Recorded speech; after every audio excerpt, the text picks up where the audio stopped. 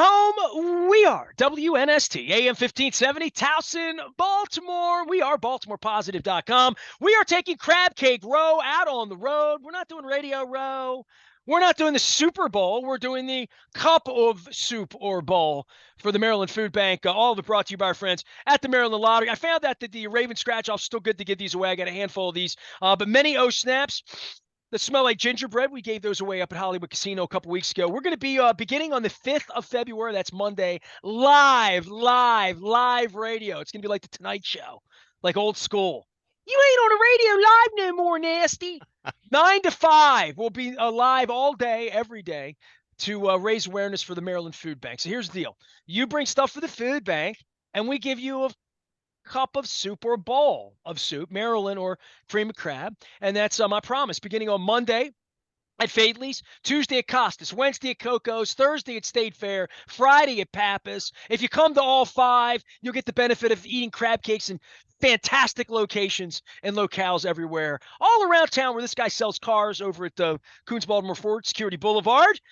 We don't have him around as much as we'd like through the turn of the year. But I could not at any point not think about people like you and people that have been there from the beginning. Leonard Raskin's one of these guys, my friends, that go out to the game, still there, tried and true, not selling your tickets for $50 on the internet to Texans fans. Dennis, it was quite a scene down there, and I can't wait to hear, when I hear from Luke, he's behind glass and the game, but you're like out in the bowl. Give me Put me where we are in all of this, because it's certainly the price point changed the audience. And we've talked about the audience at length and how their football and business operations are experiencing different things as the national TV deal kicks out $374 million for them, that they wake up with that every year. But the vibe came back, and a lot of people got to experience something to make a memory. Yeah, it was a different crowd for sure, Nestor. A lot of people were cheering. As an example, when the offense was on the field, and we had to shush them and teach them the rules of engagement when facing an opposing team. But other than that, it was a very festive atmosphere, lots of high fives, lots of hugging, particularly in the second half. In the first half, everybody was nervous, but the crowd was into it. The noise was spectacular. It was evident at the stadium, it was evident on television.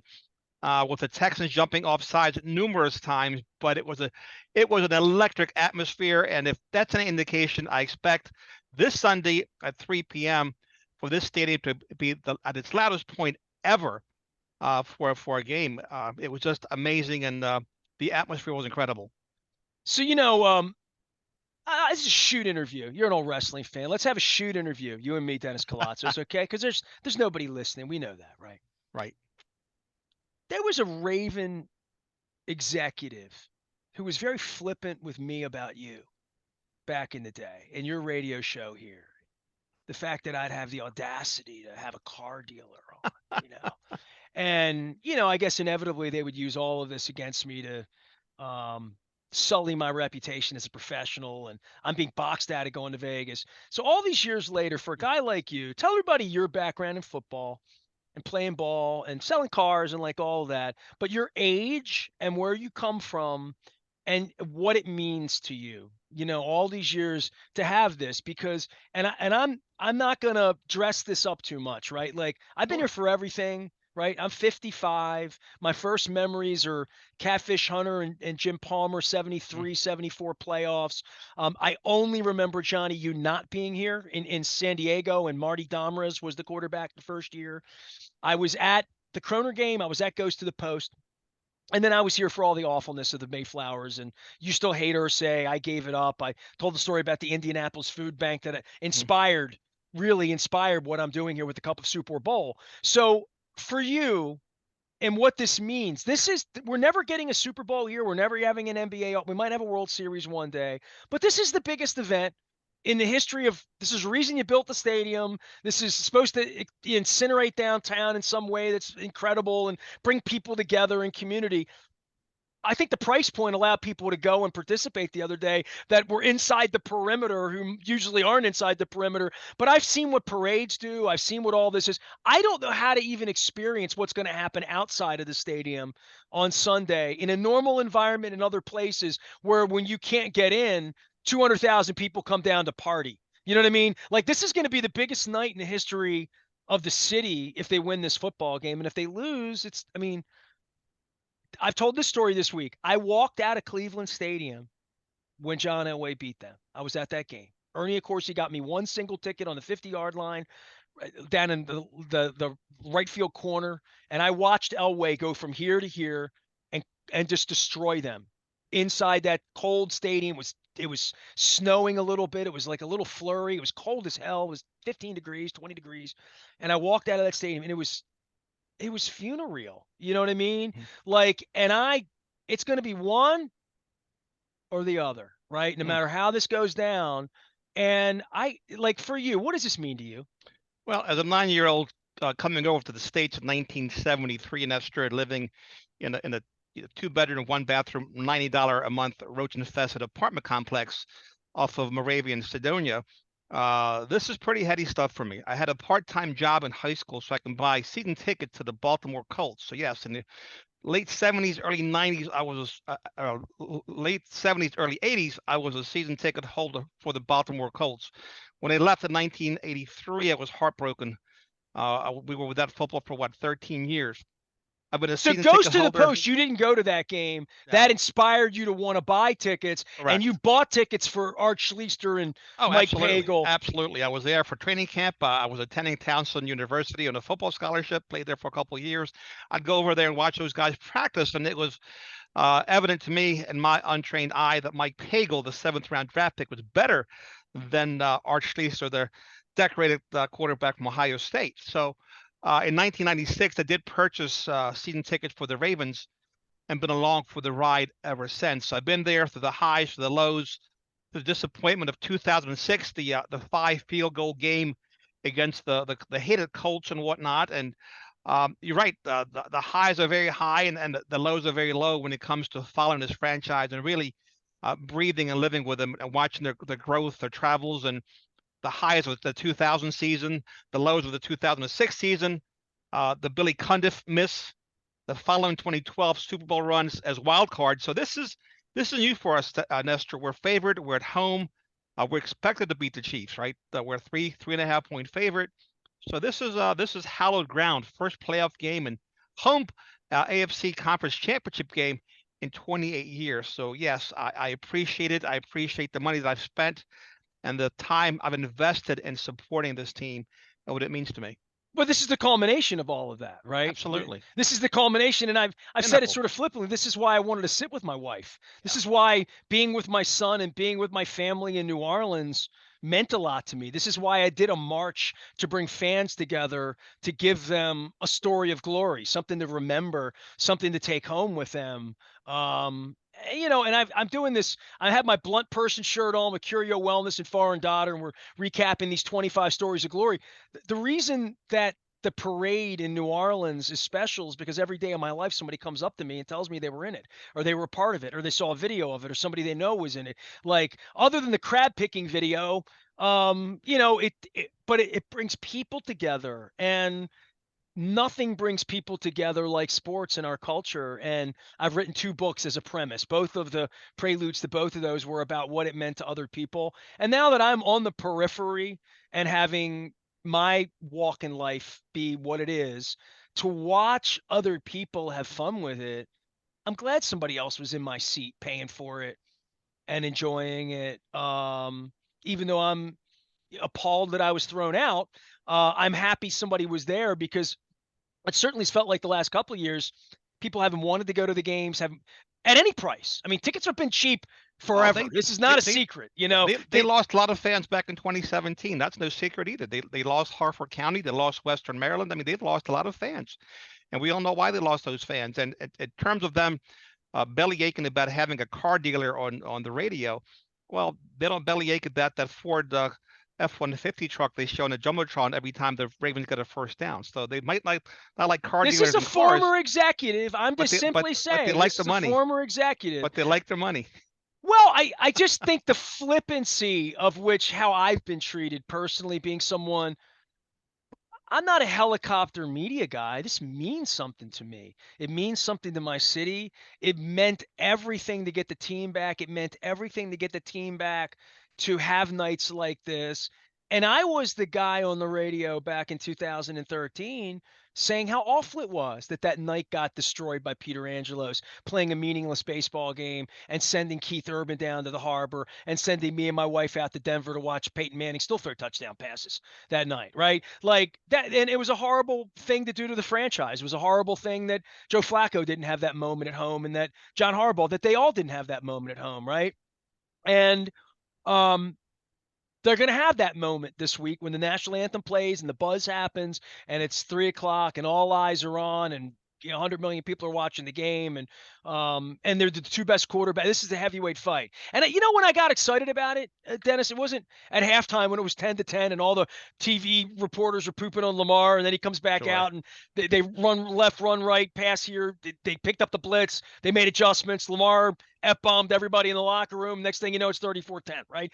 But Sunday night, when I was watching the Bills and watching the big atmosphere there and the Little League lights, they got to get better lights in that stadium before they Yeah, go. the shadows were terrible. You commented on that. It looks like a Pop Warner. It looks like they're playing at Dundalk Community College. So, which has better lights, by the way. Thank you, Johnny O. But I watched this game, and I'm watching this heavyweight fight.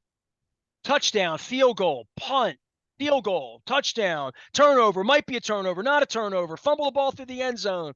Could have been a two-score lead, wasn't. Like all of that drama and that heavyweight fight, boy, that's what we got here, dude. From a football perspective, we felt maybe a little San Francisco and the Rams and Detroit.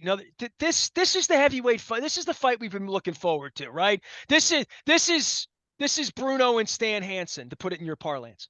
Yeah, no question about it. This is the matchup that I wanted. I didn't want to see the Buffalo Bills and Josh Allen. I wanted to see Patrick Mahomes, and we're gonna get that, right? What did Ric Flair say? To be the man, you gotta beat the man. Woo! That's exactly right. So bring in Taylor Swift and all that she brings, and I think it's great. And I got to tell you, I have a really good vibe about this team, and I think the difference is going to be the defense. The defense has been suffocating; they've been lights out. With having the 12th man at a fever pitch this Sunday, Nestor, that's going to give them a huge advantage. Jadeveon Clowney made a comment. He said, "You know what? It also takes away the noise, takes away the opposing quarterback's ability to hard count the defense. So that's one less thing they have to worry about." So I do think that they're coming into a very hostile environment, and Lamar Jackson, you gotta think he's got a Texas-sized chip on his shoulder still, right? Until he wins the Super Bowl, and even then, he's going to get criticized. This young man needs to win 2 Super Bowls to cement his legacy, not just one, but they have to take care of business this Sunday, and I think they will. Well, Dennis will be at the game. Luke will be at the game. Luke's out in Owings Mills all week long. And to get back to what it means to the city, because I talked to Bill Cole about this from Cole Roofing, just like this is why we build stadia. This is why we get teams. This is what, like, these kind of moments for the city, where the stadium would flood out into the streets and do something that it's bigger than New Year's. It's bigger than 4th of July. It's like we almost got a World Cup here, right? We're never getting an Olympics. We get a World Series, it'd be kind of amazing and cool, but I don't think it appeals to all cross sections of people in the way the football does. Certainly not. I mean, I'm not speaking any language anybody doesn't understand when you see the ratings of the 93 of the top 100 TV shows for football games at this point, right? But this specifically for our city in 53 years of waiting for all of this, right? Like, and the culmination of what Eric DaCosta has built and what this version of the Ravens would be under the Lamar era, right? I mean, for Harbaugh, it's 2 eras. For DaCosta and Ozzie, it's 3. Going back to Brian and going back to Trent Dilfer. And I know Ray's going to come out and dance this week. If there's any trick you got this week in regard to the fans, in regard to Michael Phelps being here, and I was a little flippant toward the Stronach family and the people that have run the Preakness into the ground and saying, this is the difference between the Derby and the Preakness. This is like celebrities are going to be here they had Cal Ripken there. This is the night that you want to make Baltimore shine, right? I mean, this is this is our city's night as much as it's Lamar Jackson's night or the football team's night. It's a night to celebrate Baltimore because, I mean, it's like a Rocky, we did it. We're going to have the big game here. Then you got to go win it. But just having it, there's a point around here this week that I don't know. I got a little extra pep in my step, and I'm certainly not proud of the way they've conducted themselves in a lot of ways. And certainly, it is a little. I mean, come on, man. You love the team. Don't play the Pollyanna role here.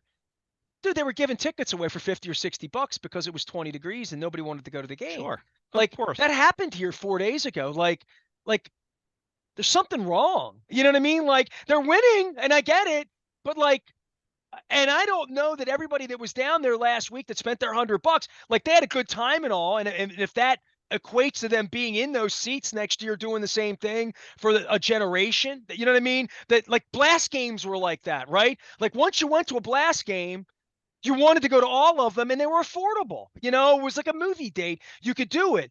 Football's a little different. It's different commitment in a lot of different ways, but we did tailgating and we did this and that. And I talk about all of this as I'm celebrating all the things we've done here for 25 years. I don't know what the next thing is. I know they're getting $500 million to build a big brass bar in front of the place. But if it gets populated and it gets used and we win, and then because we win, good things happen, that's the way this is supposed to work. Because I know one way it can't work. They can't suck. They can't be what the Carolina Panthers are right now, or what the Browns have been, or what the Lions have been. Tickets for the Lions game, Dennis, on Sunday were $500 to get in. Tickets here on Saturday were $50. That's weird. I think you'll see a difference this weekend. I think the ticket prices will be through the roof. It'll be the hottest ticket in town. Weather forecast looks like 44 degrees, Ness. A lot of people coming in. Shaquille O'Neal's going to be in town, a lot of celebrities, and it's going to be off the hook. And I also think that this team has a chance to establish a younger, newer fan base that hopefully will have the same passion that we did back in 2000 and 2012. Well, good times should be had by all. Taylor Swift's coming to town. From a tactical standpoint, what worries you?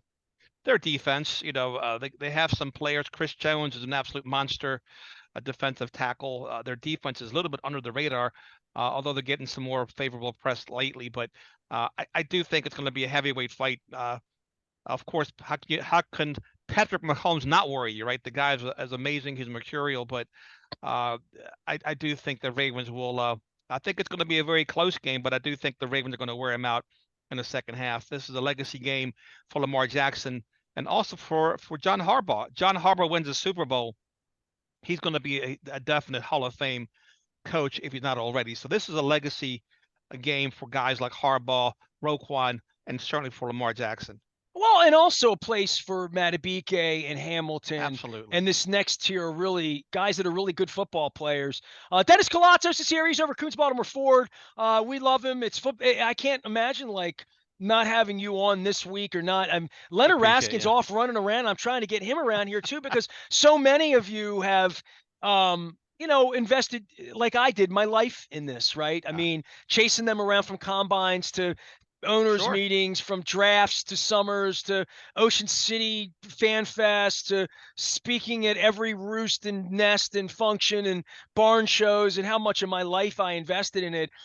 This is something I've never seen, and I'm not going to the game this week. I'm not I'm not buying a ticket. I have my own level of protest at the level that I should be as a professional, not offered anything differently than Jerry Coleman is, or other people, which is the access to do my job. So I stand firmly on that side of and watching it on TV. I must say to you, Dan, it's different. I don't see the game as well. It's a different game. Yeah, I like watching both. I like watching it in person than watching it on TV, because you do miss certain aspects and gain certain perspectives when you're there in person and also via television. Well, one thing I would Chad Steele's going to get a letter from me soon too, but what I would write is the seats I have were just unbelievable. I mean, I got seats in the very, very beginning, in the front row, in the middle of the upper deck, where Marvin Lewis and Jim Schwartz told me to sit, next to the coach's film. Literally, I sat the man next to me, he would sometimes put our coffee and water and things, our jackets and scarves would meander into the little camera hole for all of my PSLdom. And I had PSLs up in the sixth row, 513. And seeing the game there, it's different. And the elements and the cost and the this and the Sure. that and moving to the sub, like I'm good. I'll just say this, watching it on TV and getting the hot button reaction, not just on Twitter and on social media, but watching the broadcast and the broadcast being my vehicle to watch the game primarily. It was amazing at halftime when the score was 10-10 to feel this, how cold the building got. Luke Mhm. talked about going to the media buffet, which I'm very familiar with, how quiet that can be when you see Pat Moriarty, George Kukinis, Joe Ortiz, Eric DaCosta. Like, I've dined with those guys for 25 years. I've known those guys since we were in our 20s, all of us. Well, Moriarty's a little older, but yeah, all that. And I would see their mood at halftime and see all the executives, all the Mhm. scouts, all the secretary, everybody is up in that press box eating in the same amongst all of us. And I cannot imagine the oxygen there that day, because just watching the television part of this, of them going from the field to the booth and everybody's like, what is going on here? Where were you at halftime? And obviously Lamar did something that video or audio will surface Mhm. to that at some point in Purple Rain 3 or when they write their 30 for 30. But something had happened at halftime there that I don't want to say saved their season, but certainly breathed life into the building and Mhm. into them not finding themselves in the circumstance that San Francisco found itself in, or Buffalo missing a kick that Yeah. cost them a chance to win. No, I think we were all uneasy, apprehensive, right? You were hoping that the Ravens will come out firing in the second half. They'd held on the plus side, they held uh, the Texans to only 3 points, gave up the special teams punt return. On the negative side, they weren't having much success moving the ball against the Texas defense. So it was a lot of apprehensions, a lot of tension. And when the Ravens came out in the second half, drove down the field, scored a touchdown, you breathe a little bit easier, and then all hell broke loose and took care of business in the second half. But yeah, certainly at halftime, you were like, okay, a bad bounce here, another special teams breakdown there, and we could be headed into deep water where we might drown. So it was nice to see the Ravens come out firing in that second half. One of the things I've always loved about having you on is that you manage people. You've managed hundreds of people at Coons Baltimore Ford for the Coons family for years and years and years. And all sorts of people, young people, old people, black people, white people, rich people, poor people, well-paid people, people trying to make more, people coming and going, people going to other dealerships, like all of that football has, right? And trying to bring people together. And you and I have talked so much about this, and it's what you love to talk to Coach Billick about and other people's about leadership. I led people here. I had a different kind of organization back in the day and trying to grow my company in that way in the AM radio space, be like selling Edsels, although I hear they're back. Um, the management side of this, for Eric to bring this talent together on the football side, right? And we can talk about the empty seats and like that's the business side. And I thought it was an interesting thing the other night talking about both sides of that and how it works in places like Kansas City, Detroit, having to sell tickets without having good football, right? Like you know what I mean? Like that really hard to do. Cleveland, places where your team sucks, where it doesn't work in Jacksonville, it doesn't work in Carolina.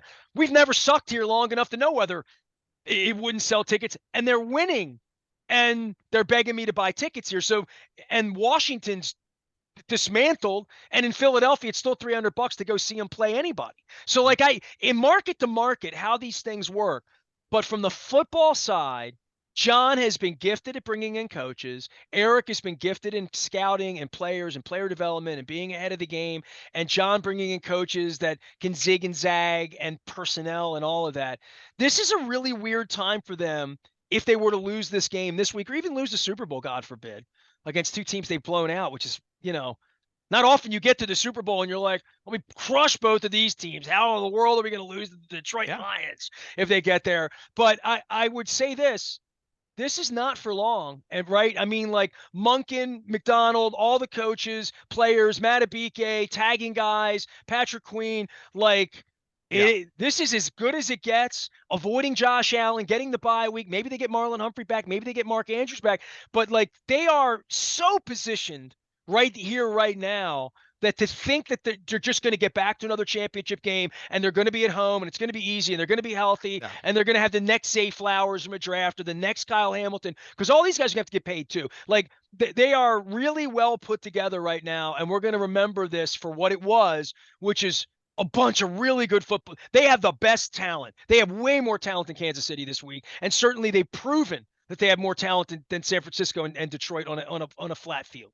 Yeah, not to look forward to the Super Bowl, Nestor, but I do think this is their toughest matchup in the playoffs. If they can beat the Chiefs advancing, I think they'll handle the Niners or the Lions. I can't imagine that the Lions are going to beat the 49ers, but that ball does take strange bounces at times. But and also what I was encouraged by was Lamar's play in cold weather. I've always suspected he doesn't like cold weather. I don't know that anybody does, but he hasn't performed well in frigid conditions. He played well in the second half.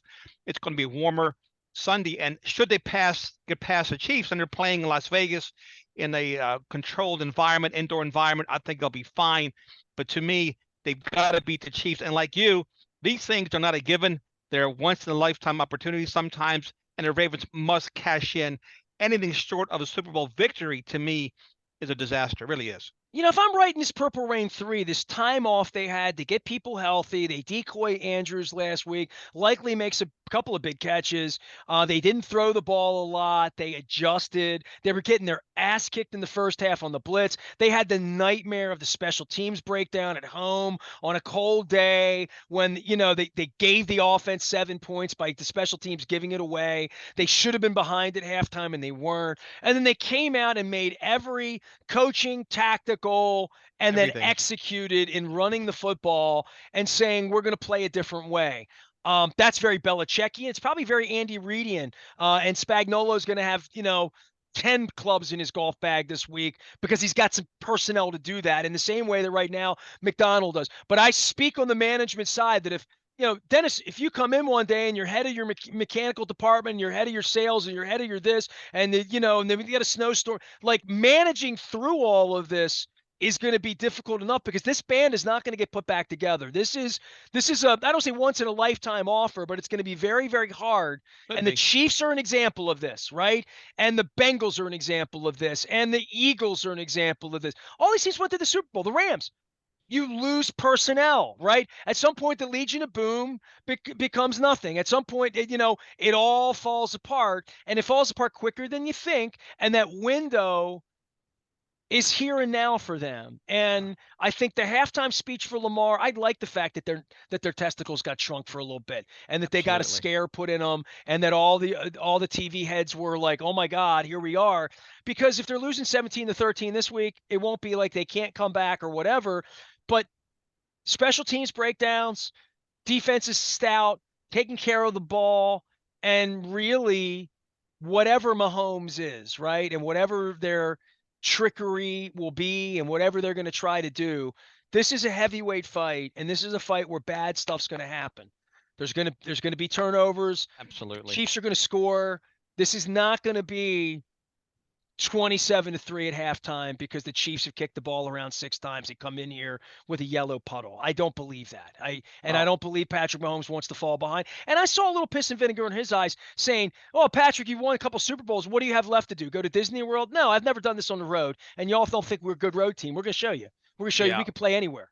Well, he's a very me guy. I saw an interview that completely turned me off. Just I understand they have to have good ego strength, but he was over the top. And I'll leave you with this, Nestor, that Dan Marino watched him in his sophomore year go to the Super Bowl, and you would think this guy would go back multiple times. He never went back a single time. So to your point about how special these windows are in time that open up when things align properly, as great as Dan Marino was, he went to one Super Bowl, he lost to the great Joe Montana, and never went back. And that's a cautionary tale for this Ravens team.